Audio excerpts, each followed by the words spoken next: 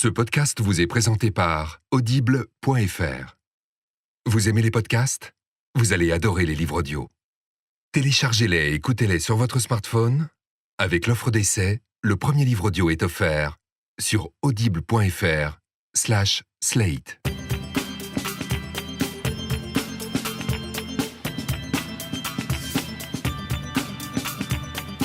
Salut à tous et bienvenue sur Titiou, Nadia et les sales gosses. Je suis Nadia Dame, podcasteuse, journaliste pour le chatoyant site Slate.fr et la non moins lumineuse chaîne Arte. J'ai aussi coécrit un livre qui s'appelle Mauvaise mère, la vérité sur le premier bébé aux éditions Jacob Duvernay. En fait, ça fait 8 ans qu'il est sorti, du coup c'est un peu pathétique de le préciser. En plus, l'éditeur n'existe plus. Bref, du coup, j'ai un bébé, vous l'avez compris, un bébé qui a 10 ans aujourd'hui et qui est même avec nous dans ce studio. Salut Sacha. Je suis un bébé, bonjour. Elle te fusille de regard. Oui, ça vous le voyez pas parce que c'est du podcast, donc, mais ouais. Alors, Titiou Lecoq, je suis auteur et surtout ma grande œuvre dans la vie, c'est la newsletter de Slate.fr à laquelle il faut s'abonner. Oui, c'est trop bien. Et sinon, j'ai aussi 2 enfants, Curly et Tétard, qui ont 2 ans et 4 ans. Et voilà, ma vie, c'est folie. Ouais, alors on vous rappelle donc encore une fois le nom et le pitch de ce podcast. Ça s'appelle Titiou, Nadia et les sales gosses. On va parler parenting, donc de toutes les problématiques qui se posent quand on a des enfants, et même si on n'en a pas d'ailleurs. Et comme promis, lors des premières éditions de ce podcast, on n'est toujours pas sponsorisé par Procter & Gamble et on n'a toujours pas invité Marcel Ruffo, même s'il paraît qu'il insiste à mort, qu'il va absolument venir. J'ai eu Edoui Gentier au téléphone, elle est en dépression de ne pas être invitée. Bah oui, comme on comprend. À moi. Oui. Alors, est-ce qu'on parle quoi ? Utérus, périnée, couche ? Non, pas du tout. Non, j'ai parlé d'un truc dont je suis assez fière. Donc ça, c'est pas mal. On essaye d'être positive maintenant. Oui. En ayant des enfants, j'ai abandonné plein de principes éducatifs. Alors, ils étaient tous très, très bien. Il faudrait que j'en fasse une liste et un livre. Mais ils ne fonctionnaient qu'avec un enfant sage dans tous les sens du terme. Un enfant qui aurait été Socrate avec des couches. Et donc, comme je n'ai pas engendré Socrate, j'ai tout abandonné à part une idée qui est un enfant, ça a des jambes pour... marcher. Oui, bravo. Non, mais c'est pas si évident parce qu'on en a déjà parlé ensemble. Ouais. Mais il y a plein de parents qui n'ont pas du tout compris ça. Ça fait plusieurs années que je vois de plus en plus de gamins qui sont dans des poussettes. Quand je dis gamins, c'est gamins scolarisés. Ouais. 5-6 ans, même plus parfois. Ouais, et ben voilà, ça a 6 ans et c'est calé le cul dans sa poussette. On les voit dans le métro, ils ont une canette de coca à la main, ils sont en train de jouer à la DS, mais ils sont en poussette. Et alors, on ne se moque pas des autres parents, on ne les juge pas du tout, mais là, quand même, on a le droit. Là, on a le droit. Et moi, jamais de la vie, j'aide la maman qui galère avec son bébé de 35 kilos dans sa poussette. Jamais je l'aide pour descendre les escaliers, c'est clair. Donc, j'ai appliqué ça pour mes enfants. Donc, Curly, à partir de 18 mois, la poussette, c'était fini, plié, rangé. Et le porte-bébé, pareil. Et du coup, comme alors c'est très bien fait, les gardes d'enfants à Paris, en France en général, la crèche est à 12 stations de métro de la maison. Une paille. Donc tous les jours, je vais le chercher à la crèche, on sort de la crèche, il marche. Et avec ses petites jambes, il descend les escaliers du métro et on passe le tourniquet et il redescend des escaliers, on prend le métro. Et bon, alors après c'est un peu l'arnaque puisqu'il me demande les bras et que pour toute la fin du trajet, je l'ai dans les bras et voilà. Mais bon. L'autre jour, on descendait, donc il descend les métros à République, j'étais sur la marche devant lui, alors c'est un peu acrobatique pour lui donner la main, sinon il se plante la gueule et il s'ouvre le crâne. Et là arrive un mec, jeune, barbu, l'air pas mal. Et il arrive derrière Curly, il le chope sous les bras, il le soulève. Sans prévenir, sans prévenir, ce qui déjà a fait peur à Curly. On n'attrape pas un enfant par derrière, c'est comme les adultes. Et donc, le mec l'attrape pour lui faire descendre l'escalier. Et là, je hurle « Non !» Kidnapping, alerte enlèvement. Voilà, donc le mec me regarde en croyant que je crois qu'il veut enlever mon enfant. Et donc, il me dit « Mais non, vous inquiétez pas, c'est pour donner un coup de main. » Ah, Superman, quoi. Ouais, Superman, et qui va aider la jeune maman qui galère. Et je fais « Non, mais je ne veux pas, ne l'aider surtout pas. Il adore descendre les escaliers tout seul. » Le mec était ultra vexé, il a reposé Curly, il a soufflé d'un air excédé et il est parti. Et donc je me suis dit, mais en fait c'est hyper révélateur. C'est-à-dire quand on voit un petit, là il a quoi ? Il a 22 mois, Curly, on voit un bébé de 22 mois qui marche, on se dit c'est qu'il y a un problème et qu'il faut aider. Et en fait, je me suis rendu compte que j'avais eu la même chose il y a quelques années dans le lycée où je bossais. Et une élève qu'on recevait une fois par semaine et qui était polyhandicapée. Ce n'est pas exactement comme polyvalent, c'est plutôt poly l'inverse. Ouais. Et donc, c'était horrible, elle avait ses béquilles, elle avait problème aux jambes, au dos, au cou, enfin, elle était totalement en vrac et en plus, elle avait super mal. Et donc, elle venait au lycée, elle était accompagnée par une infirmière. Et moi, je voyais la gamine qui arrivait à l'autre bout du couloir et qui me jetait des regards implorants. Donc, j'allais pour l'aider. Bah oui. Et à chaque fois, l'infirmière m'engueulait en me disant « Non, on ne l'aide pas. Elle doit le faire toute seule. Elle peut y arriver. Voilà, il faut qu'on lui prouve qu'elle peut le faire. » Et quand l'infirmière s'en allait, moi, la gamine, elle me disait « Aide-moi !» Mais oui, je vais l'aider, mais j'ai bien pas sûr. le droit. Et ça m'avait vachement impressionnée. Et je me suis dit, en fait, ouais, mais c'est pareil pour tout. Et le fait de pousser les enfants à être un peu autonomes, c'est ça, en fait, grandir, quoi. C'est lever son cul et marcher, concrètement. Lève-toi et marche. Mais ouais. Mais on n'est pas très nombreux à appliquer ça. Je m'en rends compte parce que les gens dans la rue regardent Curly en disant « Oh, il est trop mignon !» Mais en fait, c'est juste parce qu'ils n'ont pas l'habitude de voir un petit bébé marcher. Donc, on les croise jamais comme ça. D'ailleurs, il y a un Tumblr assez génial qui shame les parents avec des enfants trop grands dans les poussettes. Je sais plus comment ça s'appelle, mais qui les prennent en photo dans la rue et qui vont les shamer sur Internet. Et c'est français ou américain ? C'est américain. Ouais, mais on a le droit ça. de poster des photos si on veut, si Ah, on est mais français. j'ai tellement le faire. C'est assez drôle. Attention, les parents de la ligne 9, vous avez à l'œil. Bon, et toi alors, Nadia ? Oui, donc en fait, tout à l'heure, on va parler de religion, etc., de transmettre la religion. Moi, je suis dans une problématique qui est assez similaire, c'est-à-dire que je ne sais pas trop comment parler de politique à ma fille. En plus, elle est hyper en demande, particulièrement en ce moment. Même si elle m'a toujours posé des tas de questions là-dessus, elle me demande toujours, par exemple, pour qui j'ai voté, parce que je l'emmène dans l'isoloir, on fait un selfie, tout ça. Enfin, je pense que c'est important de le faire. Elle me voit regarder des émissions politiques à la télé, elle m'entend m'engueuler avec des potes sur la loi travail, tout ça. Donc, elle est assez familière du bordel. Et avant, j'avais l'impression de savoir à peu près quoi lui répondre. Sauf que là, en fait, depuis quelques semaines, elle a une toute nouvelle lubie, une espèce d'obsession. C'est-à-dire qu'à chaque fois qu'on regarde la télé ensemble, pour chaque personne qu'elle va voir, elle me demande systématiquement si cette personne est de gauche ou de droite. Donc autant te dire qu'au moment où il faut que je lui dise si Manuel Valls est de gauche ou de droite, je suis un tout petit peu en galère. Mais en plus, le vrai problème, c'est qu'elle me demande pas ça que pour les personnalités politiques, elle me demande pour tout le monde, donc de la pub à l'émission, etc. Donc ça va aussi bien pour Maïté Nabih-Rabin qu'Angela Merkel ou un mec de section d'assaut, elle m'a demandé ça. Donc j'ai réfléchi, j'ai repris le truc à la base et j'ai essayé. En fait, je me suis dit que la base, c'était peut-être de parler avec elle de la différence entre la gauche et la droite. Et alors, bizarrement, j'ai pas les eu de barbus, définition. les gens rasés, quoi. Non, en fait, je crois que c'est un peu plus compliqué que ça, malheureusement. Du coup, j'ai regardé sur Internet, évidemment, et je suis tombée sur un article du Monde avec un prof de Sciences Po qui donne plein de conseils et qui conseille, par exemple, d'expliquer que la droite pense que pour que la société aille mieux, il faut que les individus aillent mieux, et que la gauche pense que pour que les individus aillent mieux, il faut que la société aille mieux. Voilà, moi j'ai rien compris, mais bizarrement, ça a suffi à Sacha. Et j'ai aussi expliqué que l'extrême droite, c'est ceux qui n'aimaient pas les juifs et les arabes. Donc ça, c'est pas le mec de Sciences Po qui le dit, c'est moi. Je pense que c'est quand même assez proche de la réalité. Donc ça lui a suffi, mais elle a continué à me demander si telle ou telle personne était de gauche ou de droite. Alors donc concrètement, Sarkozy, Copé, tout ça, c'est assez simple. Pour certains politiques de gauche, c'est simple aussi. Pour le FN aussi. Et quand je galère, en fait, j'ai trouvé un truc, c'est que je réponds un peu dans ma barbe. Comme ça, lui, il est de Vroche. Quand elle n'entend rien, ça marche très bien. Et quand c'est des acteurs, des animateurs télé, tout ça, j'ai employé cette technique de Sioux qui est brevetée par tous les parents. Je lui réponds, je sais pas. À ton avis, ça marche toujours assez bien. Et les réponses qu'elle me fait, c'est juste tellement génial. Par exemple, Cyril Hanouna est de droite, ouais, sachez-le. Ouais. Le finaliste de Koh-Lanta, il est de droite. Cyril Eldin, du Grand Journal, est d'extrême droite. Mais en même temps, c'est parce qu'elle l'a vu en train de faire la chenille avec Marion Maréchal Le Pen. C'est vrai que c'est assez confusant. Didier Deschamps est de gauche. Ah bon ? Joe Star est de gauche aussi. Gordon Ramsay de Cauchemar en cuisine, il est de gauche. Le truc, c'est pourquoi il est de gauche, je sais pas. Ramsay ? Sacha, tu peux peut-être nous répondre. Comment tu décides si quelqu'un est de gauche ou de droite ? En fait, ça se voit. Ah, et aussi, c'est les poils. Déjà, la chenille avec Marion Maréchal Le Pen, ça m'a... Ça t'a choqué ? Oui. Il n'a pas vraiment fait ça. Donc voilà, en tout cas, j'ai réfléchi à tout ça et je me suis demandé effectivement ce que ça impliquait de parler de religion, de politique, pardon, c'est un lapsus intéressant, avec tes enfants. Et moi, je lui ai toujours dit que j'étais de gauche et j'ai toujours prié Saint Jean Jaurès pour qu'elle soit de gauche aussi, mais si ça se trouve, elle serait peut-être de droite. Et ça m'a rappelé que toi, un jour, tu m'avais expliqué que jusqu'à un certain âge, tous les enfants étaient de droite. L'enfant est naturellement de droite. Devenir de gauche, c'est un effort intellectuel et peut-être une victoire de la civilisation, je ne sais pas, mais ça n'est pas naturel. Sacha fait signe qu'elle n'est pas d'accord, mais je sais mieux que toi. Je suis pas de droite, je suis de gauche.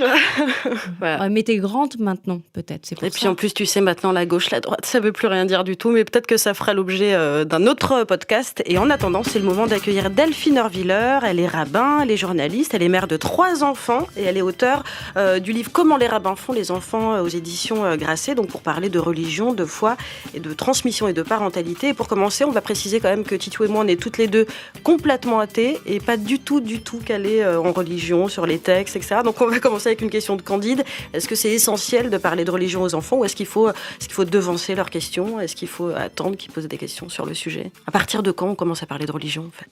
Moi, je crois que c'est pas essentiel de parler de religion parce qu'on parle de qui on est en réalité toujours dans l'éducation. C'est-à-dire, si la religion a une place dans votre vie, en réalité, il faut pas vous poser la question. Ça va surgir de toute façon et vous allez en parler parce que ça fait partie de votre univers et de vos référents culturels. Il y a absolument aucune obligation de parler de religion, si ce n'est qu'à un moment donné, effectivement, ces questions surgissent et elles surgissent, je trouve, de plus en plus tôt aujourd'hui dans le contexte qu'on connaît, le contexte société où tout à coup la question de la religion, de son dialogue dans l'espace public, de sa place, effectivement fait que les enfants reviennent souvent à la maison avec plein de questions. Et là, il faut se poser la question de comment on souhaite y répondre. C'est-à-dire comment on nourrit, plutôt que de donner des réponses, comment on nourrit le questionnement des enfants à ce Parce sujet. que moi, pour le coup, je me rappelle que la première fois que j'ai parlé de religion avec ma fille, c'était le soir des attentats de Charlie Hebdo, et elle m'a demandé ce que c'était l'islam, etc. Et je m'en suis voulu de pas avoir devancé ça, que la première... On n'avait pas parlé avant. Jamais, très peu. Alors des questions un peu existentielles, etc. Mais d'islam, ce que c'était qu'un juif au moment de l'hypercachère, et il a fallu lui expliquer tout ça. Et j'ai trouvé ça presque triste d'en parler dans ce contexte-là. C'est-à-dire qu'il faut se poser la question, c'est quoi parler religion? C'est quoi finalement la religion? Parce que personne ne sait exactement définir ce mot-là. Vous savez, selon l'étymologie, une religion, c'est la capacité de relier. C'est-à-dire qu'est-ce qui fait lien dans une société? Qu'est-ce qui fait lien avec nos ancêtres? Qu'est-ce qui fait lien dans notre histoire? Qu'est-ce qui fait lien avec du transcendant, avec du plus grand que nous? Et en réalité, si on définit comme ça la religion, moi je suis persuadée que vous en avez parlé à votre fille bien avant. En réalité, peut-être que vous n'avez pas appelé ça religion, ouais. Mais vous en avez parlé parce qu'à partir du moment où vous parlez de plus grand qu'elle, à partir du moment où vous parlez de sacré, c'est-à-dire de qu'est-ce qui compte pour vous, de qu'est-ce que vous êtes prêt à sacrifier dans votre vie pour une idée plus grande, eh ben en fait vous parlez de religion, c'est-à-dire comme faire de la prose sans le savoir, c'est-à-dire qu'en fait qu'est-ce qui compte pour vous, qu'est-ce qui est sacré dans sa vie et que vous voulez lui transmettre, ça c'est de la religion. Et en réalité moi je fais vachement attention à ça, je pense qu'il faut pas laisser ce mot être kidnappé malheureusement par ce qu'on entend parfois par ce mot aujourd'hui, à savoir l'irrationnel, le radical, une certaine folie de certains. Et moi, je pense qu'au contraire, il faut le revendiquer. Il y a du religieux dans notre vie, si on est capable de concevoir, même dans la vie la plus athée, qu'il y a du transcendant, il y a un questionnement, il y a des valeurs, il y a des choses... Mais c'est vrai que de nos jours, on va parler aux enfants en fonction de l'actualité et que ça va être toujours les fous de Dieu, etc. Ça va être une vision très négative. Oui, parce que finalement, on ne sait plus tellement comment parler le langage du transcendant dans nos vies. On a l'impression que ça n'appartient qu'aux religieux, ces mots-là. Mais comment on en parle? Moi, je me souviens, la première fois que j'ai entendu parler de Dieu, j'étais vraiment petite. Je devais avoir 4 ans et c'était mon meilleur ami qui s'appelait David. On était au Square Saint-Lambert, allongés dans l'herbe, tous les deux. Et on regardait le ciel. Lui était juif, moi, j'étais vraiment d'un milieu complètement athée. Donc, vraiment, l'idée de transcendance n'existait pas dans mon milieu. Et il m'avait parlé de Dieu, qui était au-dessus de nous, etc. J'ai dit, mais il est où? Et il m'a dit, c'est simple, tu regardes le ciel et à chaque fois, ce sera le plus grand des nuages. C'est joli. C'est joli et en même temps, je l'ai super mal vécu. Je me suis sentie comme si lui savait des choses que je ne savais pas. Et je m'étais dit, mais je vais regarder les nuages et ils changent et moi, je trouverai jamais le bon alors que lui, il sait d'instinct lequel est bon. Et ça avait été quelque chose de très douloureux, en fait. C'est une histoire magnifique parce que c'est l'histoire de qui détient le secret, en fait. Est-ce qu'il y a quelqu'un qui a un secret que moi, j'ai pas? Et je crois que plein d'enfants ont une conscience très particulière du secret. D'ailleurs, quelle que soit leur tradition religieuse, il y a des petits-enfants qui exprime beaucoup plus ces tendances mystiques. Moi, je sais que j'étais une petite fille très mystique, c'est-à-dire je croyais aux signes, je croyais à une capacité de dialoguer sans les mots. J'ai des souvenirs en réalité dans mon enfance d'avoir été une petite fille, très mystique, dans des croyances très particulières. Et c'est marrant parce que je retrouve ça aujourd'hui chez mes enfants sans que je leur en ai parlé. Bien souvent, ça se manifeste comment? Ils ont des croyances très particulières. Ils ont l'impression d'avoir une capacité à sentir les choses, à percevoir les choses. Donc c'est une forme de religiosité. Et en fait, j'y suis sensible parce que ça me renvoie à la petite fille à la petite fille que j'étais, qui était très en quête, qui se posait plein de questions sur ce qu'on appellerait aujourd'hui les fantômes. Est-ce qu'il y a quelque chose derrière le rideau? Est-ce qu'il y a quelque chose sous mon lit? Enfin, toutes ces craintes d'enfants, en fait, elles appellent à un questionnement religieux. Le problème, c'est quand la religion reste à ce niveau-là. C'est-à-dire, malheureusement, chez beaucoup de gens, ça reste à un niveau superstitieux, un peu pédiatrique, comme ça. La religion, c'est uniquement le fantôme qui va me parler derrière le rideau ou le monstre qui est caché sous mon lit. Mais les enfants, ils nous donnent des clés en fait, ils envisagent un vrai questionnement sur ce qu'on pourrait appeler le transcendant, le plus grand, sur ce qui nous est caché, sur ce qui est mystérieux, sur le secret. Et le secret, il existe dans nos vies, le mystérieux, il existe dans nos vies. La question, c'est quel nom on va lui donner. Mais c'est intéressant par rapport à cette histoire parce que je pense que ce petit garçon qui était peut-être juif, je sais pas, je crois qu'effectivement dans les traditions minoritaires dans un pays, qu'elles soient aujourd'hui juives ou musulmanes, on est amené beaucoup plus tôt de fait à se poser ces questions parce que on est amené beaucoup plus tôt à s'interroger sur l'identité parce on n'est pas dans le domaine de l'évidence. Quand on appartient à une minorité, on est bizarrement un outsider tout en étant un insider. Donc là, on est vraiment dans l'histoire familiale, de la transmission d'une histoire familiale. Ouais. Et collective, parce qu'en fait, on appartient pleinement à la nation. Enfin, moi, je suis juive, française, mais pour moi, ces éléments, ils dialoguent de façon permanente dans mon identité. C'est pas d'un côté mon judaïsme, de l'autre côté mon identité française. Tout est imbriqué, tout. Mais à la fois, parce que j'ai toujours su que j'étais juive, enfant, très très tôt, je me suis posé la question de ce que ça pouvait bien vouloir dire, de mon identité, de mon rapport aux autres. Est-ce qu'il y a un élément historique? Est-ce qu'il y a un élément religieux? Est-ce qu'il y a un élément culturel? Est-ce que je suis juive parce que je mange des gâteaux particuliers, parce que je raconte des histoires, parce que mes parents savent quelques mots d'hébreu? Enfin, je sais pas. Tout ça a été posé très très très tôt dans ma vie, peut-être plus tôt que quelqu'un d'autre. Et est-ce que ça veut dire du coup que les enfants à qui on n'a pas parlé de tout ça ou qu'on a privé de réponse, auxquels on a dit ça m'intéresse pas de parler de Dieu, etc. Est-ce qu'ils sont privés de quelque chose par rapport à d'autres enfants? Est-ce que ça crée un manque? Moi, je trouve que dans une même classe, oui. Par exemple, un enfant à qui on a beaucoup parlé de religieux dans la famille, etc., et un autre à qui on lui dit non, tais-toi, ça m'intéresse pas, ça crée... Moi, je l'ai vécu comme ça, en tout cas. Moi, je l'ai vécu comme une privation. Il me semble aussi, non? Oui. Alors, moi, d'abord, je pense que la transmission religieuse, elle passe pas que par les mots. C'est parfois, il y a des familles où on parle pas, mais on transmet quelque chose très fort d'une culture religieuse, même quand c'est pas dit, d'une certaine culture religieuse. Et je crois que potentiellement, je veux pas généraliser, mais par rapport à ma pratique de rabbin, je peux en parler un peu par rapport aux gens que je reçois dans mon bureau, potentiellement, c'est handicapant quand on n'a pas permis à ces conversations d'avoir lieu pour les gens. Parce que ils me disent, moi j'ai envie de me poser ces questions, et souvent l'image qui revient, c'est que les gens me disent, il n'y a pas d'outils dans ma boîte à outils. C'est-à-dire, moi, je veux bien réfléchir aujourd'hui en tant qu'adulte à mon appartenance religieuse, à mon identité, à mes repères religieux, mais j'ai l'impression que mes parents m'ont interdit de mettre quoi que ce soit dans cette boîte, en me disant qu'il fallait qu'elle reste vide, parce que ces outils, ils étaient potentiellement dangereux ou sales, ou qu'ils avaient rien à voir avec nous. Et en fait, ces gens, ils peuvent pas engager ce voyage, y compris ce voyage d'autocritique de la religion, qui est tellement nécessaire aujourd'hui, dans un monde de fondamentalisme si virulent. On peut pas engager une autocritique religieuse si on n'a pas les repères, si on n'a pas les outils. Si on n'est pas outillé. Et je pense en ça que c'est vachement important de pas éviter ces questions, c'est important de remplir la boîte à outils quand les enfants sont petits. Moi, ce que je trouve compliqué avec les enfants, je sais que petite aussi, ce qui me faisait rêver, parce que j'étais dans le 15e arrondissement, donc 80% de familles catholiques pratiquantes et 15% de familles juives pratiquantes. Et on était vraiment, je sais que dans ma classe, on était 2 d'une famille athée. Et vraiment, ce qui me faisait rêver, c'était le côté ritualisé de l'existence. J'avais vraiment envie d'une espèce de rituel lié un peu à la magie, à quelque chose de... Voilà, et ça me faisait tellement rêver. Mais je me demande, quand on parle de religion à un enfant, ce qui est intéressant dans la religion, et ce que vous dites dans vos livres, c'est aussi le doute, la place du doute. Sauf qu'un enfant, il est attiré par ça parce qu'il ne veut pas du doute. Il veut des certitudes.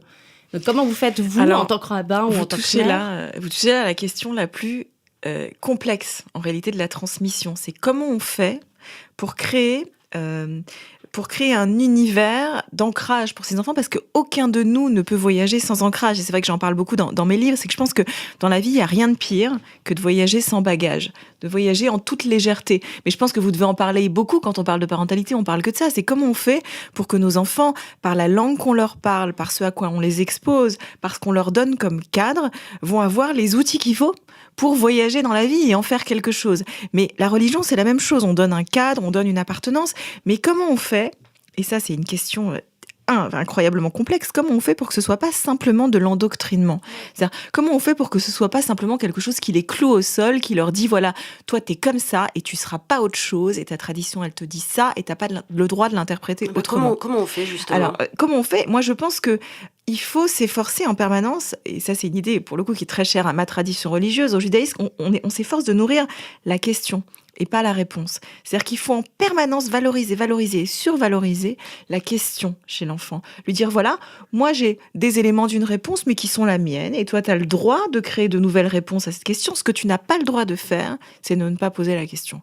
Et alors, il se trouve que dans le judaïsme, on est envahi de rites qui nous racontent ça en permanence. C'est-à-dire qu'à toutes les cérémonies ou presque, les enfants sont obligés de poser des questions. Il y a même une fête dans l'année juive, la fête de la Pâque juive, où on n'a pas le droit de commencer à célébrer cette fête. On n'a pas le droit de commencer à la célébrer si les enfants n'ont pas posé des questions. C'est une façon de dire, finalement, les réponses, elles sont jamais aussi importantes que les questions, et jamais aussi sacrées. Ils posent quoi comme question à ce moment-là, les enfants ? À ce moment-là, ils demandent pourquoi on fait ça, pourquoi on raconte cette histoire alors qu'on l'a racontée l'année dernière. C'est une super question, ça. Pourquoi dans la religion on refait les mêmes choses ?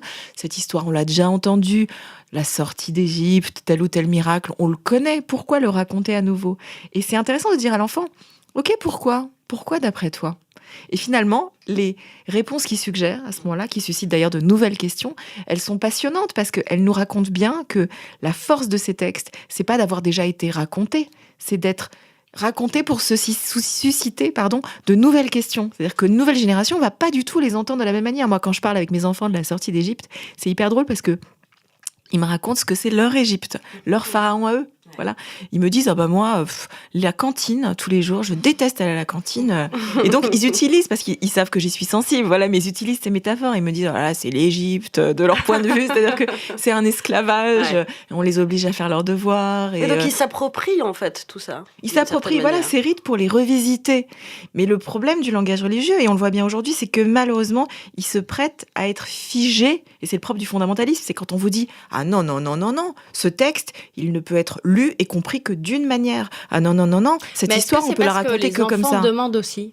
Oui, ils aiment bien. Ils demandent parce que de la même manière qu'ils veulent qu'on leur raconte la même histoire tous les soirs. Voilà, ils aiment bien ce côté un peu figé aussi. Quand on dit quel livre tu veux, le même qu'hier, parce que et ça raconte tout. C'est qu'en fait, ils veulent la même histoire, mais ils veulent pas qu'on le raconte de la même manière. C'est-à-dire, en tout cas, eux vont y introduire une variabilité de lecture si on leur laisse la possibilité de le faire. Mais c'est vrai qu'ils adorent ce qui est fixe.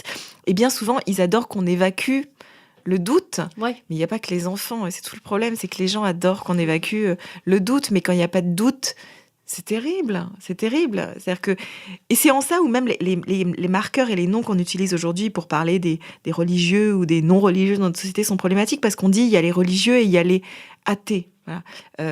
Et moi, bien sûr, je suis rabbin, je suis pas athée au sens où beaucoup de gens l'entendent, mais j'ai un rapport au texte, alors c'est assez compliqué à expliquer, qui est une forme d'athéisme au sens premier du mot, c'est-à-dire que j'ai pas besoin que Dieu il habite tous mes textes, j'ai besoin que l'humanité habite tous mes textes, j'ai besoin que ce soit un travail continu d'interprétation sur le transcendant, mais j'ai pas besoin de l'appeler Dieu, et j'ai surtout pas besoin d'imaginer un vieux monsieur barbu sur un nuage qui me punirait pour les choses que j'ai mal faites. Enfin, c'est pas du tout ma conception du divin, et malheureusement, on grève bien souvent sur l'idée ou le mot religion, ces croyances assez puériles et appauvissantes.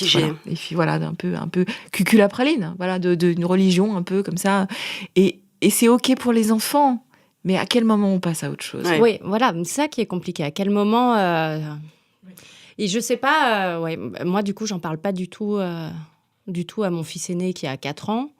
La question s'est posée parce qu'on est allé à Venise il y a pas très longtemps et qu'il a vu des églises et là je me suis rendu compte, il ne sait même pas ce qu'est une église, donc il va falloir lui expliquer. Donc les peintures de Jésus, la Vierge, etc. Alors lui, il a complètement calqué son Oedipe dessus parce que toutes les piétas, où en plus elle a toujours l'air d'avoir 20 ans, d'avoir le même âge que lui, elle a son fils dans ses bras, enfin bon, c'est un peu... Il était, mais c'est super. Il y avait du sang, il y avait visiblement un truc un peu incestueux entre les deux, ça lui plaisait vachement. Mais je me suis dit, mais la notion de transcendance... Et alors j'ai fait un truc, ça m'a fait penser à une question que tu voulais poser. J'ai présenté Jésus comme un magicien. Il a 4 ans, donc des gens pensaient qu'il avait des pouvoirs magiques. Il y en a qui ne pensent pas qu'il avait des pouvoirs magiques, mais il a vraiment existé, voilà. Et en fait... C'est ce que tu disais sur le côté Harry Potter, mais je pense Ouais. qu'il faut que tu poses En fait, la question. je faisais des recherches là-dessus et j'ai trouvé un article d'un sociologue des religions qui est hyper pessimiste, qui dit que le fait religieux est de moins en moins là, que les enfants sont de moins en moins informés, etc. Et lui, il explique ce peu d'intérêt qu'auraient les enfants, surtout les ados, pour la foi, etc. Il dit ils seraient Harry Potterisés, c'est-à-dire qu'ils seraient davantage fascinés par la magie, etc. Et il oppose donc religion, foi, au mystique. Et j'ai trouvé ça un peu étrange qu'il opposait les deux. Mais c'est intéressant, c'est qu'on voit effectivement que le fait religieux n'intéresse pas nécessairement, mais on voit le succès de tous ces films qui racontent finalement, qui parlent de magie, mais en fait, derrière la question de la magie, qui parle toujours de la question de l'initiation. Ouais. C'est-à-dire qu'en fait, Harry Potter et ses amis sont initiés à un monde derrière les apparences. De la même manière, par exemple, on se souvient de le succès qu'avait eu Matrix il y a quelques années, c'est que certaines personnes vont être capables d'être initiées pour voir derrière les apparences. Et ça, c'est quelque chose c'est un langage religieux. C'est un langage religieux qui est formidable parce que l'initiation, c'est le rite de passage et en réalité, on en a tous besoin. On le sait aujourd'hui qu'on peut pas vivre sans rite de passage, on y reviendra peut-être, mais les traditions religieuses, elles servent aussi à ça, à ritualiser les passages et les transitions dans l'existence. Mais de la même manière, ce discours, pour un jeune, il peut être hyper dangereux et mortifère parce que finalement les types qui se radicalisent aujourd'hui, bien souvent ils utilisent ou on utilise pour les séduire exactement le même langage. On leur dit personne ne comprend, mais toi tu vas être un élu. Tu es l'élu, on voilà. t'a choisi. On t'a choisi On t'a et compris. tu vas percevoir la réalité de ce monde. Ils sont tous, exactement comme dans Matrix, ils sont tous dans le flou, ils sont tous dans le faux, mais toi, tu vas percevoir, tu vas comprendre la Matrix. Et en fait, ça, c'est quelque chose qui séduit, mais si ça séduit autant, c'est peut-être qu'on n'a pas su, dans nos sociétés laïques, voilà, penser le sacré des transitions dans l'existence, trouver un langage d'initiation. Qu'est-ce que ça veut dire d'initier les jeunes à quelque chose ? Qu'est-ce que ça veut dire de devenir adulte ? Qu'est-ce que ça veut dire de devenir responsable ? Qu'est-ce qu'on attend de l'enfance et de la sortie de l'enfance ? En fait, les rituels religieux, ils codifient ça. Mais quand ils deviennent simplement un langage d'appartenance, alors on passe complètement à côté, on est à côté de la plaque. Si faire sa communion ou sa bar mitzvah, d'abord c'est simplement avoir des cadeaux, ou c'est souvent le cas pour beaucoup, ou confirmer que on appartient à un groupe, que nous on est comme ça et pas comme les autres, on passe complètement à côté de la valeur universelle de ces rites de passage. En fait, ils servent à raconter, dans un langage particulier, quelque chose qui arrive à l'humanité en général, qui arrive à tous les garçons et les filles d'un certain âge, ce changement, cette mutation, etc. Donc il faut qu'on retrouve moyen d'en parler de façon intelligente. Moi, c'est marrant parce que je pense que c'est un peu comme ça que j'ai été éduquée. Et pourtant, je me suis pas radicalisée, mais je suis de culture musulmane, je suis complètement athée, mais deux parents musulmans pratiquants, chacun d'une manière différente. Mais et donc nous, on faisait les fêtes religieuses, on les a toutes faites, etc. Mais sans jamais nous expliquer. Donc par exemple, le jour de l'Aïd el-Fitr, les enfants, là où j'habitais, ils mettaient des beaux habits et puis ils allaient de maison en maison pour recevoir de l'argent et des bonbons, etc. Donc pour moi, c'était Halloween parce que je regardais des films américains et aux États-Unis, ils faisaient Halloween. Et pour moi, c'était pareil. Donc j'avais pas du tout l'explication alors qu'en fait j'ai appris après que il y avait une histoire et qu'il y avait une raison pour laquelle on faisait ça. Mais donc on me disait juste va chez les voisins. Donc pas du tout accompagné d'une histoire. Et je trouve ça hyper dommage. Oui, c'est difficile parce qu'en fait on sait que ça marche comme ça dans l'enfance, c'est-à-dire qu'il faut créer des repères que les enfants comprennent pas nécessairement, mais la vraie question est là où on est nuls les uns et les autres, c'est quand on n'arrive pas en tant que parent ou en tant qu'éducateur à faire passer l'enfant au stade suivant. C'est complètement raté, voilà. Du coup. Pourquoi je fais ça ? C'est-à-dire interroger le rite dans lequel il a grandi et qui est structurant, mais à condition d'être pensé, interprété. Moi, je fais souvent ça avec les enfants quand j'enseigne. On a l'équivalent d'un catéchisme, ça s'appelle le Talmud Torah dans le judaïsme. Les enfants viennent, ils étudient ensemble à la synagogue, et parfois je leur pose des questions volontairement provoques. C'est-à-dire que je leur dis, voilà, par exemple, je vous donne un exemple, le Shabbat, on partage un morceau de pain. Le rituel commence le repas par le fait qu'on fait une bénédiction sur une brioche très particulière, et on partage ce morceau de pain. Et donc, parfois, je provoque un peu les enfants. Je leur dis, mais là, qu'est-ce qui se passe si je fais tomber le pain par terre ? Voilà. Et alors là, tous les enfants, ils parlent au rabbin, alors ils me disent « Oh, c'est grave, c'est pas bien. Oh là là, c'est mal, et c'est un péché, et je ne sais quel mot, voilà, qu'ils ont entendu ailleurs. » Et donc, je leur dis « Mais pourquoi ? Enfin, c'est du pain, c'est de la farine et de l'eau. Qu'est-ce qui vous embête tellement là-dedans ?» Et en fait, j'essaie de leur faire comprendre, mais c'est pas évident pour des enfants, que ce pain-là, il n'est pas sacré en tant que pain. Ce qui est sacré, c'est l'acte de partager. Ouais. C'est-à-dire, c'est le fait qu'à travers ce pain coupé, je leur raconte l'histoire du sacré, de la convivialité. Nous n'allons pas commencer à manger si nous n'avons pas partagé un morceau de pain. Et en réalité, l'idée du partage, elle est sacrée, mais pas le pain. Voilà. Mais c'est pas évident parce que dans leur religion, bien souvent, et à tous les âges, les gens se raccrochent à l'objet et ne pensent plus du tout à ce pourquoi il se tient. C'est-à-dire que c'est la négation du symbole. Ouais, on a une négation du symbole. Des idolâtres aussi. Oui, c'est une vraie idolâtrie, c'est ça. C'est que tout à coup, cette statue est sacrée, mais on se pose plus la question de ce qu'elle vient raconter. Et ça, il faut relancer cette machine d'interprétation, cette machine de questionnement, et on peut pas exiger que le dialogue entre religion et société laïque se passe bien. Et là, je fais vraiment l'autocritique religieuse. Si à l'intérieur des religions, on n'est pas capable d'amorcer vraiment ce discours dans la façon dont on transmet nos traditions. Parce que si on n'est pas capable d'interroger le symbole, ce pourquoi elles se tiennent, il ne faut pas s'imaginer que ce soit compatible avec la vie laïque. Parce qu'à ce moment-là, c'est en permanence en train de clasher. Oui, c'est en permanence en train de clasher. Ouais. Et du coup, ça pose aussi question sur les interdits religieux et sur la manière dont on explique les interdits religieux. Je sais qu'il y a plein d'enfants, dont moi, qui vivent hyper mal, qui ont hyper mal vécu le fait qu'on leur dise « tu manges pas de porc ». Et c'est comme ça. Et à toi de te démerder à la cantine quand t'es invité chez des copains, etc. Et c'est presque contre-productif. Moi, le premier truc que j'ai fait quand je suis partie de chez mes parents, je suis allée chez un boucher pour acheter du jambon. Et ça, c'est pareil, en fait. C'est que Vous avez créé une nouvelle religion. Ouais, c'est ça. La religion de la mortadelle. Mais oui, mais je trouve qu'en plus, ça manque d'efficacité. C'est-à-dire que si le but, c'est de transmettre, mais que ça n'est pas accompagné d'explications, et qu'en plus, c'est des interdits que les enfants détestent, ça marche pas. C'est-à-dire qu'il n'y a rien de pire pour pousser à la transgression qu'effectivement de répéter en permanence à un enfant, t'as pas le droit, tu sortiras pas ce soir. Oui, effectivement, c'est très compliqué la façon dont on en parle et on est souvent hyper maladroit. Moi, c'est une question que j'ai tout le temps avec mes propres enfants à la maison. Peut-être comme par exemple pour le cochon, à partir, ils mangent pas de porc, voilà, ils restent à la cantine, mais ils mangent pas de porc. Mais à la fois, c'est une question qu'on a souvent.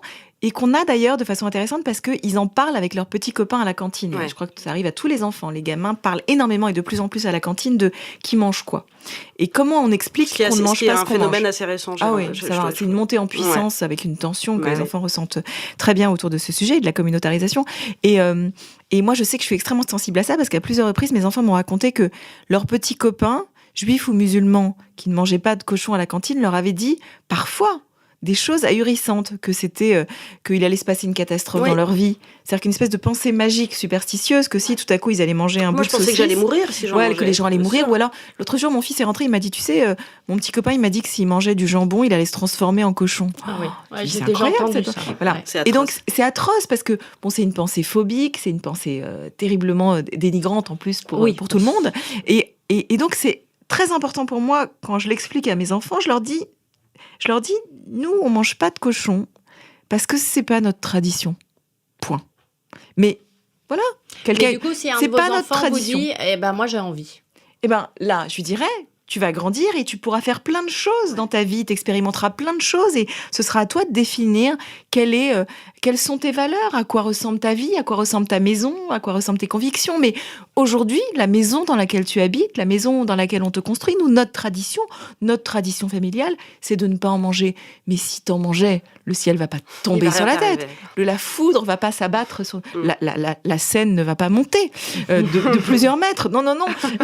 C'est pas une conséquence directe, en tout cas, de ce que tu auras mangé. Je veux dire par là que il faut préserver nos enfants dans la mesure du possible, de ces pensées superstitieuses, ne pas les nourrir de ces pensées magiques, parce que elles ont quelque chose de mignon parfois, mais il faut être conscient qu'elles peuvent être extrêmement dangereuses. Et il faut les aider. C'est le rôle de la société tout entière. Oui, absolument. Mais le rôle quand même très fort des parents et des éducateurs religieux, de tenir un discours qui soit un discours cohérent et compatible avec la vie en société, et pas un discours phobique, et pas un discours superstitieux ou d'exclusion. De dire, voilà, nous on mange pas de porc, c'est pas notre tradition, mais pour certains, c'est leur tradition, et c'est tout autant respectable, et toi tu en feras ce que tu voudras de ce que je place dans ta boîte à outils aujourd'hui. Et donc là on parlait de cantine, etc. C'est quoi le rôle de l'école dans tout ça ? Comment on se sert ou pas de l'école quand on veut transmettre quelque chose? Alors, l'école a un rôle fondamental. La problématique, je crois, aujourd'hui de l'école qu'on n'arrive pas à résoudre, c'est qu'il fut un temps où, pour certains, la définition de la laïcité telle que portée dans ce sanctuaire qu'est l'école de la République, c'était de préserver les enfants de leurs appartenances religieuses. C'est comme si l'école, et d'ailleurs on l'entend encore dans la bouche de certains intellectuels, défenseurs de la laïcité, et c'est tout à leur honneur, mais ils utilisent des images que moi je trouve troublantes d'une école à l'entrée de laquelle, sur un porte-manteau, c'est le filtre. Voilà, on pourrait laisser ses appartenances. Comme si moi, j'arrivais, enfant juive française dans une école, comme si on me demandait d'accrocher mon manteau juif à l'entrée pour naître, je le récupérais le soir en partant, comme si on pouvait être nu de ses appartenances. Et je crois que cette formule-là, en tout cas telle que verbalisée ainsi par certains, elle fonctionne pas ou elle fonctionne plus. On le voit bien parce qu'en réalité, et je comprends pourquoi elle fonctionne pas à titre individuel. Moi, j'ai une appartenance religieuse qui, je pense, se marie très bien avec les valeurs de la République, qui menace en aucune manière la République. Mais je serais bien incapable d'entrer dans un lieu et d'accrocher mon judaïsme au porte-manteau. Je ne sais même pas ce que ça veut dire. C'est-à-dire que moi, partout où je vais et où je suis parisienne, mère de famille, ne faisant pas de sport, mangeant parfois des sushis, étant juive, française. Enfin, je peux multiplier à l'infini les éléments de mon affiliation identitaire, bien sûr sur le ton de la plaisanterie, mais ce que je veux dire par là, c'est que nos identités sont hybrides et je n'ai aucune idée de ce que ça veut dire laisser un élément de son identité à la bien plus, c'est une injonction qui est faite qu'aux juifs et qu'aux musulmans, quand même, j'ai l'impression. Là aussi, il y a peut-être le risque de faire que les enfants se sentent ostracisés. Si, j'ai l'impression, parce qu'on parlait des fêtes religieuses, etc. Bon, elles sont fériées, c'est férié, quand même, pour tout le monde, etc. Pour l'Ascension et la Pentecôte, par exemple. Parce que là, justement, j'ai relu les textes de Ferry et de ses ministres de l'Éducation. C'est pas du tout la vision qu'on nous en donne maintenant. Non, je parle de l'application. Mais c'était pas du tout ça à l'esprit. C'était vraiment que l'instituteur n'avait pas, le maître n'avait pas, lui, à aborder la question religieuse. Mais par contre, c'est écrit textuellement dans la loi de 1905 qu'il ne doit rien dire, par exemple, qui puisse aller à l'encontre des croyances des élèves. Oui, l'idée, c'est de n'imposer aucune croyance. Voilà. Effectivement, on a un espace de cette neutralité-là, mais elle est effectivement très compliquée à mettre en place. Pourquoi ? Et à nouveau, elle est compliquée à mettre en place parce que le discours religieux a une responsabilité là-dedans et que si le discours religieux devient un discours d'exclusion, qui n'est plus qu'un discours de revendication de particularité, c'est-à-dire si à chaque fois que les leaders religieux interviennent dans le discours public, c'est pour dire j'ai le droit de manger halal et j'ai le droit de manger kasher et j'ai le droit de pas aller à l'école et j'ai le droit de ceci. Alors c'est invivable en réalité. C'est-à-dire que ça n'est vivable que si on nourrit un univers d'appartenance et un univers religieux qui soit totalement compatible avec des appartenances multiples, c'est-à-dire qui puissent dialoguer avec les valeurs de partage de la République. C'est là où tout le monde a une responsabilité. Il faut pouvoir faire de la place aux faits religieux, moi je pense dans les écoles, y compris à son enseignement, parce qu'aujourd'hui, les gamins ne savent rien. C'est dingue. Moi, mais à la fois, il faut aussi que les religions s'interrogent sur la façon dont elles enseignent et elles prêchent le caractère non excluant, non exclusif de leurs appartenances. Est-ce que vos enfants ils sont retrouvés avec à se faire traiter de sale juif ou des trucs comme ça ? C'est déjà arrivé ? Non, alors on a la chance. Malheureusement, je sais que c'est arrivé à beaucoup de gens. Il ne faut pas se leurrer, ça arrive beaucoup et c'est la raison pour laquelle beaucoup, malheureusement, de juifs français ont dû quitter l'école publique aujourd'hui. On le sait, dans certains quartiers, c'est terrible, mais il n'y a plus de juifs dans les écoles publiques.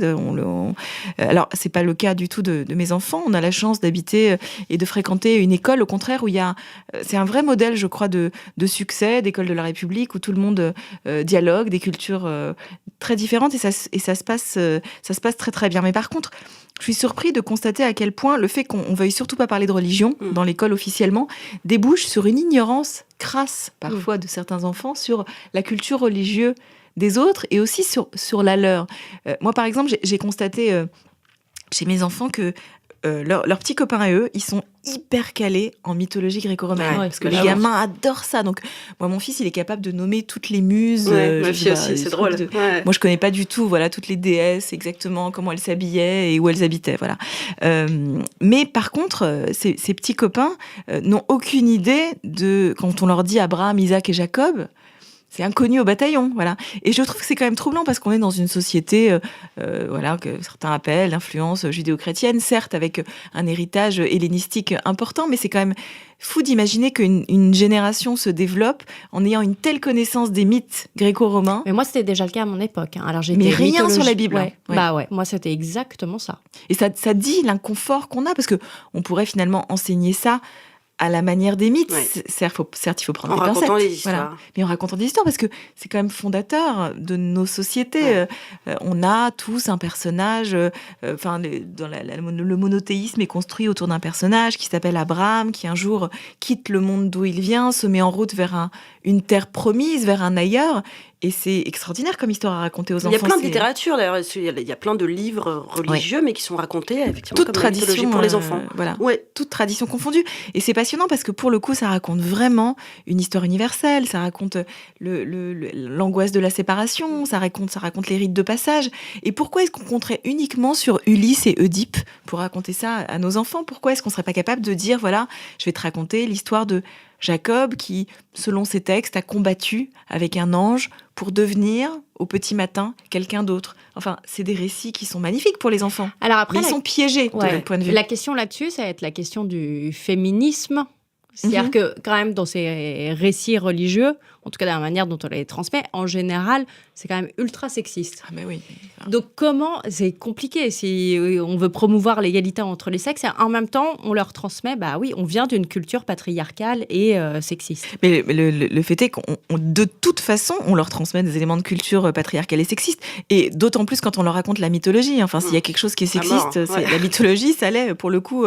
C'est-à-dire que très clairement dans la culture romaine, la femme n'a pas le statut hiérarchique de l'homme. Elle est au niveau de l'esclave. Elle est toujours infériorisée. Voilà. Toujours. Donc ça, c'est pas propre aux cultures religieuses. Et je vais aller même plus loin, c'est même pas propre à la mythologie non plus. C'est dans les petites histoires qu'on raconte à nos enfants.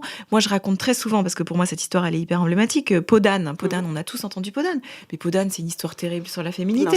C'est l'inceste. C'est l'histoire de l'inceste, de la menace qui pèse sur une petite fille qui ne peut pas quitter le château, c'est-à-dire l'intérieur de la maison, la sphère domestique, si elle ne se couvre pas de la peau d'un âne, c'est-à-dire d'un animal hyper viril. Donc on raconte à nos enfants, petits garçons et petites filles, que la sphère d'existence du féminin, c'est à la maison, et que si elles veulent exister au dehors, eh ben, elles vont devoir enfiler la peau du masculin. Ouais. Voilà. Parce que sinon, elles sont menacées par une violence à caractère sexuel. Quand vous parlez du judaïsme matriciel, je trouve ça hyper beau comme expression. Et effectivement, de comment, puisque vous prenez la relecture et la réinterprétation des textes, il est possible aussi d'en faire une relecture, une réinterprétation plus favorable aux femmes, ou en tout cas, vous mettez en avant des personnages féminins dedans. Oui, parce qu'en fait, je crois qu'il y a deux façons de faire. Soit on décide que nos textes, et tous ces textes, sont irrémédiablement entachés par un patriarcat et une misogynie insupportable, ce qui n'est pas complètement faux. Ils appartiennent à une période, à un temps marqué par le patriarcat et la misogynie. Soit on décide qu'on jette le bébé avec l'eau du bain, c'est-à-dire qu'on dit « Ah non, mais on ne veut plus rien avoir à faire avec ça », mais à ce moment-là, on est confronté à un autre problème, c'est que ces traces, elles sont partout dans la culture qu'on transmet à nos enfants. Soit on accepte d'avoir une conversation intelligente avec eux et on dit d'accord. C'est des traces culturelles très très fortes de la société dans laquelle on vit, pour le meilleur et pour le pire. Maintenant, qu'est-ce qu'on va en faire? Qu'est-ce que j'en fais moi, en tant que femme? Et qu'est-ce que tu vas en faire toi, en tant qu'adulte de demain dans cette société? Accepter cet héritage, mais en disant, ok, je l'accepte, mais je suis capable de l'interroger. Je suis capable de le lire autrement. Je suis capable, quand je lis Podane, de percevoir les marqueurs subliminaux qu'il y a dedans. Je suis capable, quand je lis la Bible, de me dire, ah ouais, mais c'est marqué par un univers dont on est sorti, ou partiellement sorti, parce qu'on n'est pas sorti du patriarcat, voilà, mais en tout cas qui nous a construit. On ne va pas jeter le bébé avec l'eau du bain, on va pas tout récuser. On va pas tout récuser, mais on peut dire, ok, on peut se construire autrement à partir de ça. Mais c'est pas facile, parce que ça demande d'être capable de casser partiellement son héritage, et aucun d'entre nous n'est à l'aise avec ça, qu'on le dise ou non. Voilà. Mais moi, je suis sur les blogs de parents. Maintenant, j'ai découvert ça, les blogs de parents. Non, mais je suis frappée. Il y en a de plus en plus. C'est une bible, c'est fascinant. Il y en a de plus en plus qui font, je pense que tu as vu ça, Nadia, aussi, des espèces de fêtes païennes. Oui. La fête du printemps, tous les trucs d'équinoxe qui reviennent à on a besoin de célébrations au sein de la famille, parce qu'ils sont vraiment très sur la cellule familiale. Oui, il faut se retrouver tous ensemble. Mais voilà, on va sortir des mythes religieux et revenir à quelque chose de vraiment... Alors, c'est très la nature, c'est vraiment les cycles lunaires, solaires, etc. C'est un truc de décroissant, un peu aussi. Comme, Ouais, un peu Montessori croisé avec les décroissants. Mais donc, avec ce besoin, effectivement, un peu de se dire, on fait table rase et on va se réinventer, nous, voilà, des nouvelles étapes, des nouvelles fêtes, un nouveau rituel. Un nouveau paganisme, Ouais, un peu païen. un peu, Oui, ouais. oui. Mais à la fois, ça dit bien la quête de ritualisation, c'est-à-dire qu'on ne peut pas faire sans. On le sait aujourd'hui à quel point on ne peut pas faire sans rite. Donc la question, c'est est-ce qu'on les invente ? Est-ce qu'on les réinvente ? Est-ce qu'on les adapte ? Enfin voilà, la question, elle est là, mais on sait très bien qu'on ne pourra pas faire sans. Et moi, je suis plutôt partisan, effectivement, de pouvoir se réapproprier ce qui est déjà là, plutôt que de réinventer, s'approprier ce qui est déjà là, qui a la force, un cachet d'ancienneté aussi, et qui a traversé l'histoire, mais à condition d'être capable d'exercer une pensée critique. C'est-à-dire de dire, OK, de pas avaler sans mâcher ce qu'on donne à nos enfants. Donc, en fait, la question véritable dans la transmission, c'est comment on fait pour qu'ils aient une bonne dentition. C'est-à-dire, c'est pas juste en se brossant les dents, je veux dire par là, comment on fait pour qu'ils mâchent correctement ce avec quoi on les nourrit ? Oui, mais alors, comment ils assimilent ? Mais parce que moi, je vois, j'en ai un gamin d'une famille athée qui, à l'âge de 9 ans, a décidé qu'il avait la foi catholique, donc il s'est fait baptiser, il a fait sa communion, etc. Les parents étaient athées, ils n'avaient aucun élément de culture religieuse à lui transmettre, donc ça a été le catéchisme, voilà, dans son lycée, dans son collège.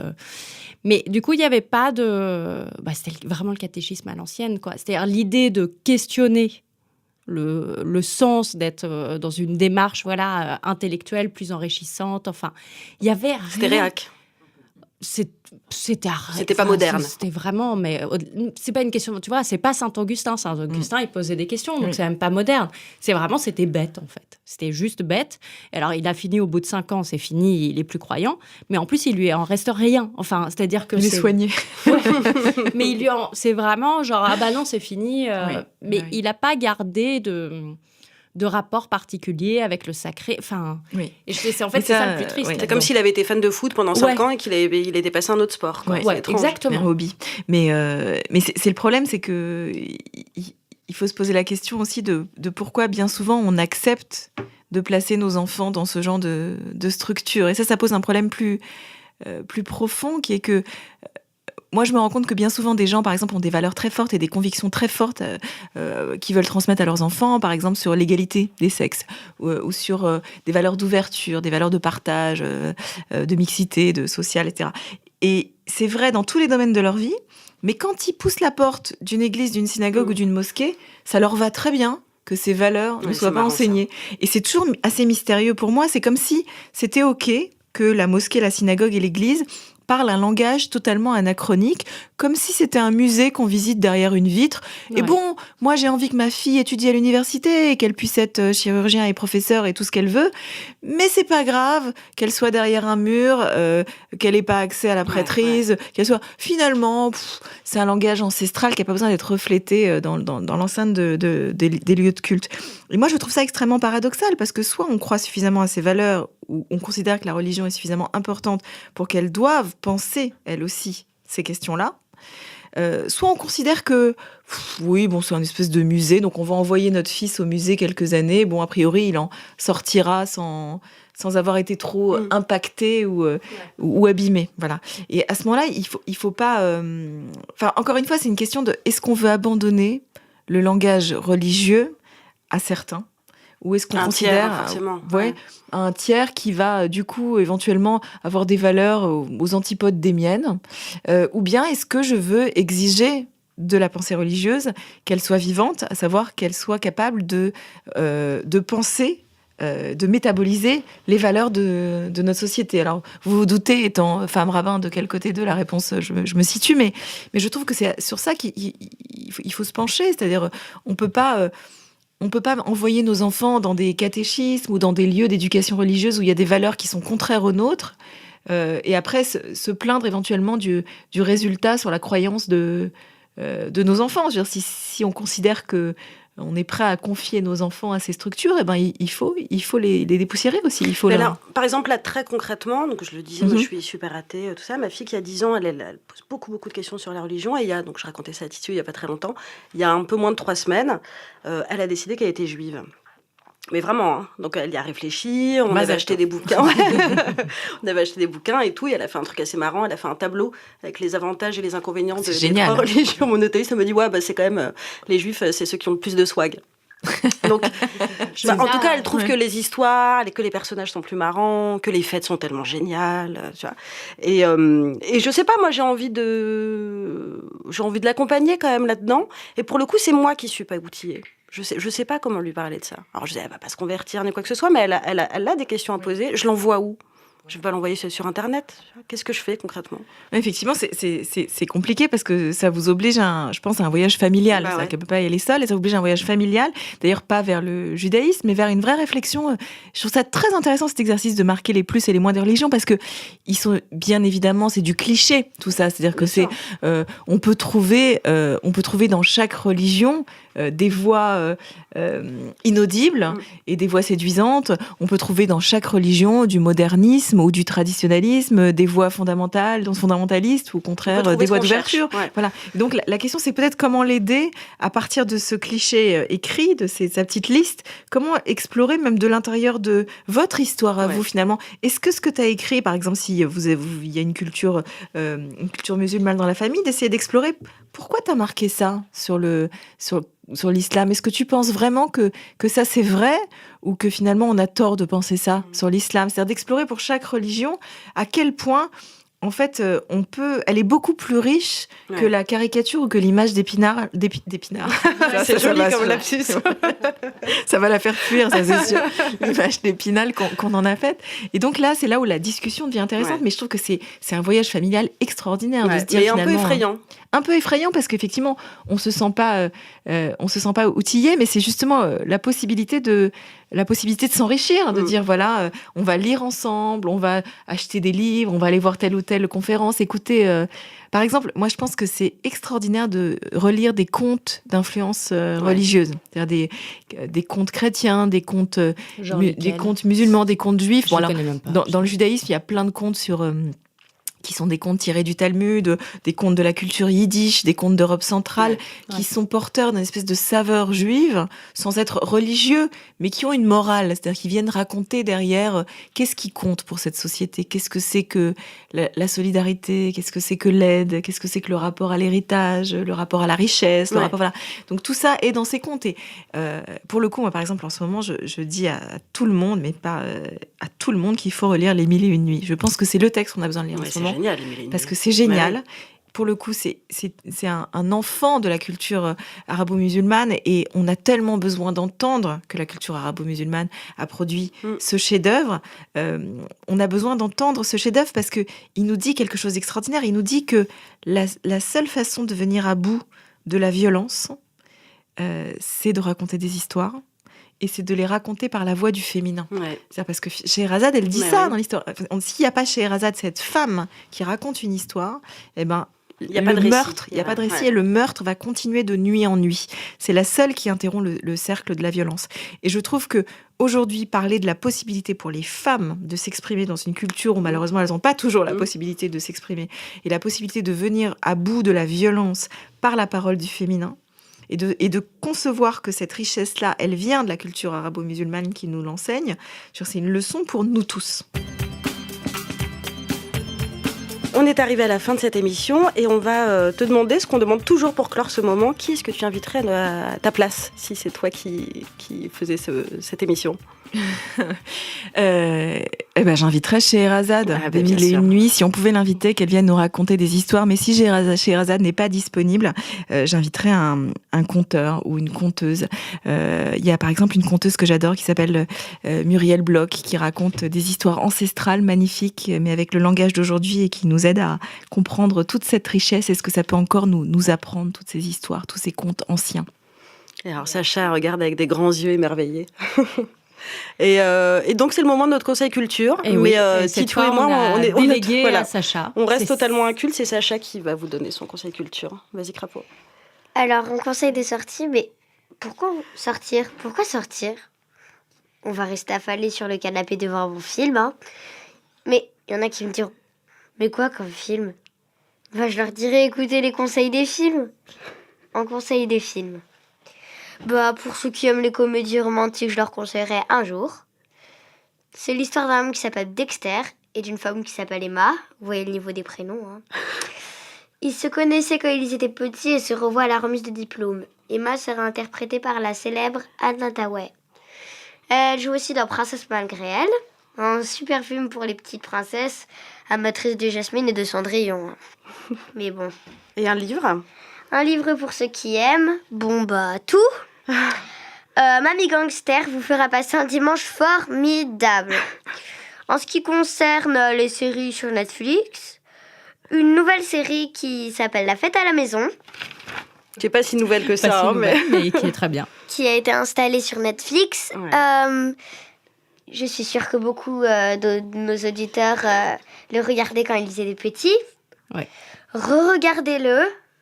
Faites-vous un petit épisode devant la télé avec une petite zanne. Avec une tisane. Et aussi, si vous avez un enfant, montrez-lui. Je suis sûre que les enfants vont adorer. Et j'en ai un peu l'expérience parce que j'en suis une. C'est vrai, on Bravo, confirme. Sacha. Merci Sacha pour ces conseils culture super. Merci beaucoup de nous avoir téléchargés. Vous pouvez nous retrouver sur le site de Slate.fr, sur Audible, notre partenaire, sur iTunes. Vous vous abonnez au podcast et puis tous les mois, vous nous voyez dans votre téléphone. C'est magique. Et il faut absolument que vous écoutiez l'autre podcast de Slate.fr. Ça s'appelle Transfert et c'est des histoires de dingue. L'émission a été réalisée par Charles Trahan. Et la musique qui nous accompagne trop bien, c'est David Stank. À bientôt. Salut, au mois prochain. Salut!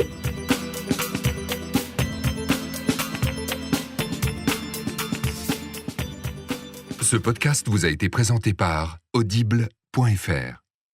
Vous aimez les podcasts? Vous allez adorer les livres audio. Téléchargez-les et écoutez-les sur votre smartphone.